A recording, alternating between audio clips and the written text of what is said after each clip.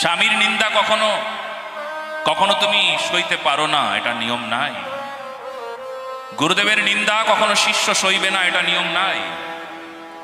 দেশের নিন্দা দেশবাসী কখনো সইবে না, এটা নিয়ম নাই। ইষ্ট নিন্দা কখনো তুমি সইতে পারো না, এটা নিয়ম নাই। তোমার সামনে ইষ্ট নিন্দা করবে, তোমার যে ইষ্ট তার নিন্দা করে চলছে আর তুমি চুপচাপ আছো।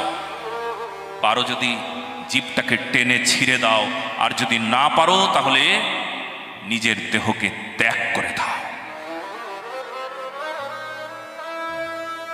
ইষ্ট নিন্দা কখনো শুনবে না। তোমার সামনে দেশের নিন্দা করছে, তোমার সামনে